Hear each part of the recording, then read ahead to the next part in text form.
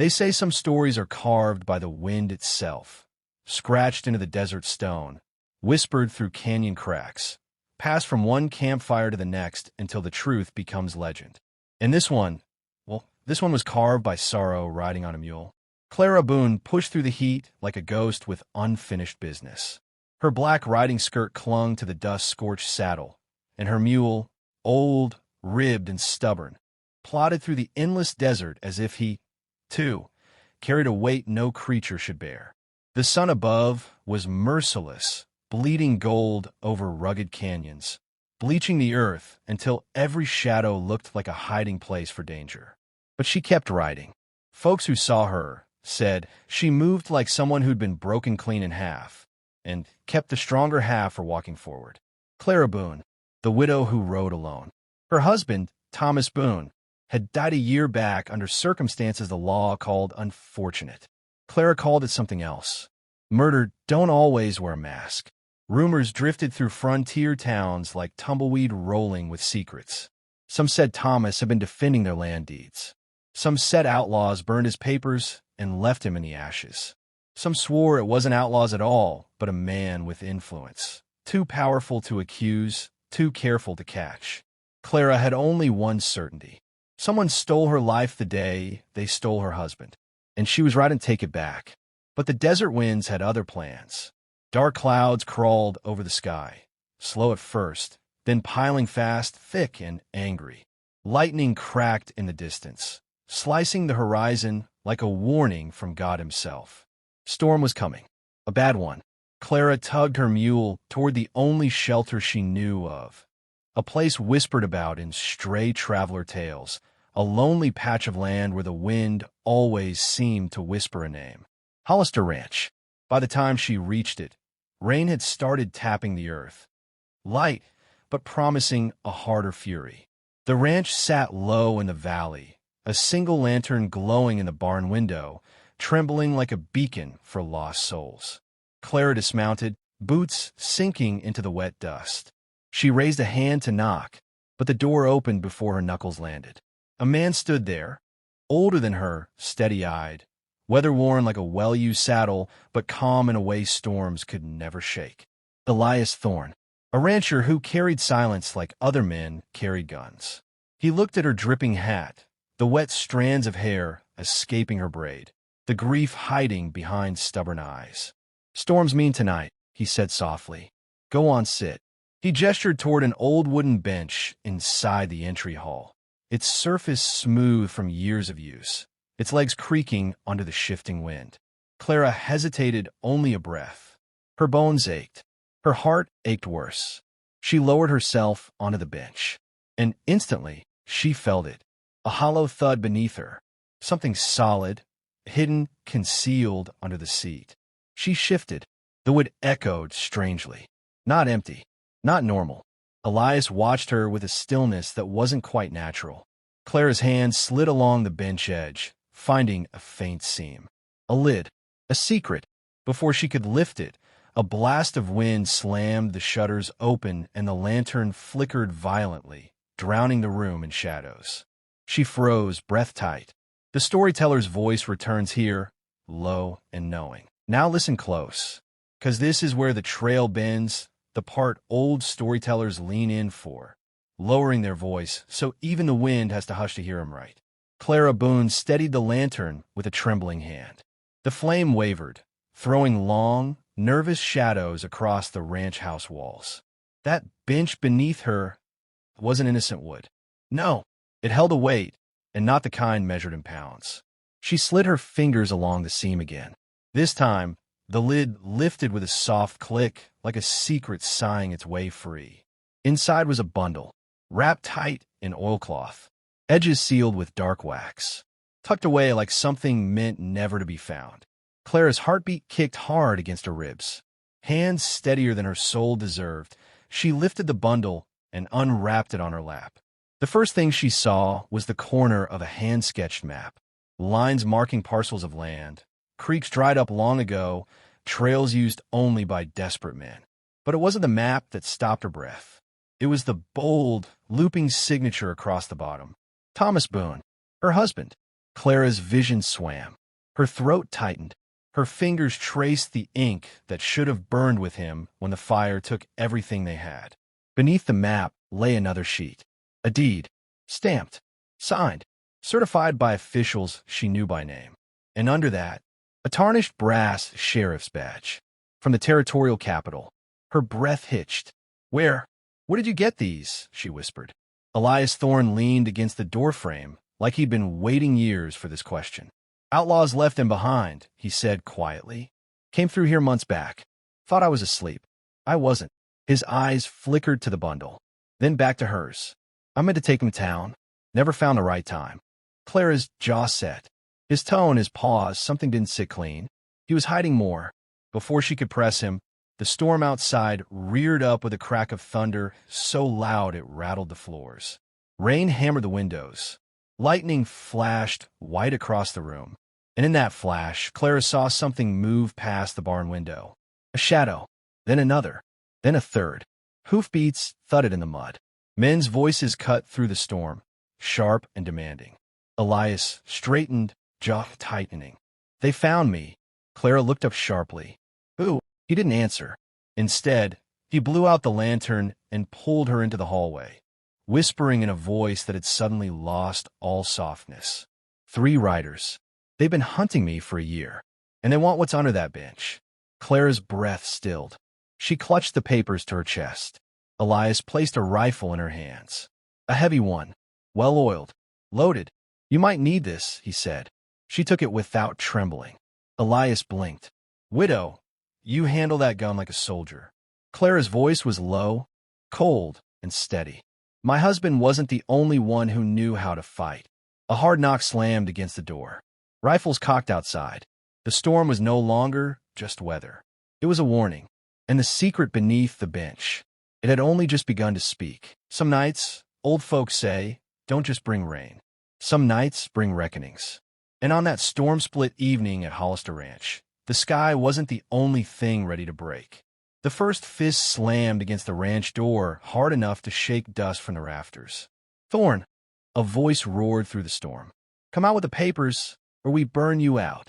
Clara steadied her rifle. Elias motioned her toward the staircase. Not to hide, but to take the high ground. Lightning burst across the sky, and for a heartbeat the windows lit up like lantern glass. Clara saw them clearly then. 3 riders, rain-hooded, rifles slung, hatred burning brighter than the storm behind them. Elias whispered, They ain't here for you, Clara. They want what I found, what they lost. What you found, she shot back. My husband died for those papers. The words hit him like a thrown stone. But he didn't deny it. He didn't flinch, either. Outside, hoof-churned mud. Voices argued. Boots splashed toward the barn. Then a chilling name rose through the thunder. Talon Briggs. Check the back. Clara froze in place. Her lungs squeezed tight. Her grip tightened until the rifle creaked. Briggs. Talon Briggs.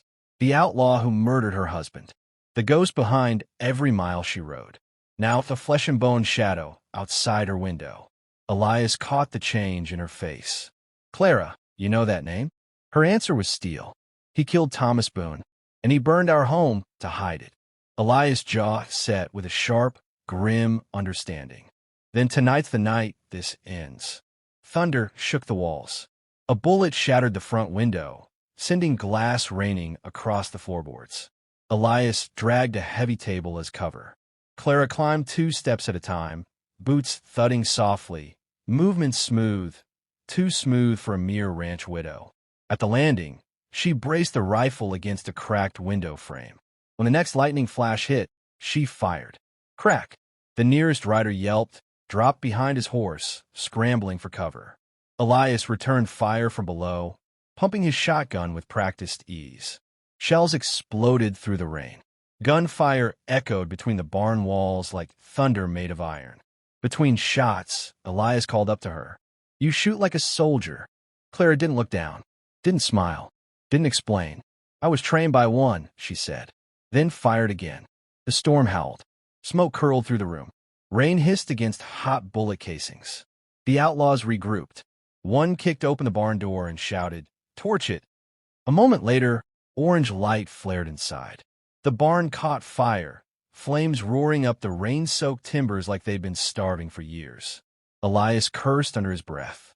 That barn's the only thing keeping our horses alive. Clara didn't answer. She was focused on Briggs, the tall shape moving through the flames, backlit like some devil risen from ash and memory. She saw him raise his rifle. She aimed, but Briggs ducked back behind a burning beam. Smoke swallowed him whole. Her pulse hammered, but her hands stayed steady. Elias climbed halfway up the stairs. "Clara," he said, wet hair plastered to his forehead, voice low and shaken. "There's something you ought to know before we step out there." She lowered the rifle slightly. "I wasn't always a rancher," Elias continued. "I used to be a federal scout, tracking men like Briggs. I was building a case against him. Your husband, he wasn't killed at random. He died protecting those same papers." The truth struck like lightning. Cold, bright, blinding. For the first time since Thomas Boone's grave settled, Clara felt something shift inside her. Not grief, not rage. Purpose. She stepped past Elias, reloading without looking at her hands. "My husband died for justice," she said quietly. "Tonight, I finished what he started." Rain pounded the roof. Flames roared outside. Briggs' shadow circled through the smoke. Clara Boone opened the front door, stepping out into the storm with the calm of a woman who had nothing left to fear. The storyteller always pauses here. Lets the fire crackle a moment. Lets the children lean in close. Before saying, "And that, my friends, was the night the widow stopped running." They say the wind itself held its breath that night. Storm raging, barn burning, the widow walking out into fire and rain as if she commanded both. Even the desert, old and stubborn as it was, seemed to pause and watch. Clara Boone stepped into the yard, rifle in hand, her skirt whipping in the storm winds. Flames from the burning barn painted the mud gold and red, flickering across her face like war paint. She didn't flinch, didn't blink. Some folks swear she didn't even feel the rain. Across the yard, shadowed by smoke and fire, Talon Briggs emerged with a knife gripped tight. Not a gun, a knife. That told Clara everything she needed to know. He wanted it personal. "Boone," he shouted through the storm. "Your man begged before he died." Clara didn't raise her rifle yet.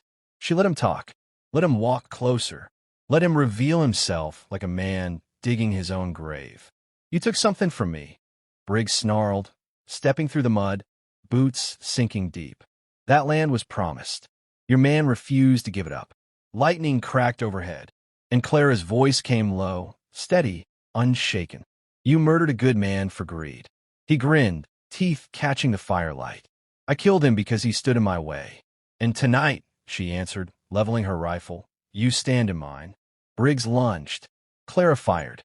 The bullet sliced the blade clean from his hand, sending it spinning into the mud with a hiss. Men who witnessed it swear she didn't miss. She chose not to kill him. Briggs stumbled back, eyes wide with disbelief. From the shadows behind the burning barn, Elias Thorne appeared, tackling one of Briggs' men who tried to flank Clara. They went down hard, fists and boots in fury, smashing through the mud. Elias, even older and worn, fought like the soldier he once was. The third outlaw broke for the trees. Clara pivoted, fired once, and shot the revolver clean out of his hand. The man dropped to his knees, howling, too terrified to run again. But Briggs wasn't done. With a roar, he charged Clara again, bare-handed now, desperation turning him wild. He grabbed her arm, tried to twist the rifle free. But Clara moved with a speed he didn't expect. She dropped the rifle, stepped in close, and with a soldier's precision, the kind taught only in the harshest frontier outposts, she flipped him over her shoulder and slammed him onto his back in the mud. The ground shook with the force of it.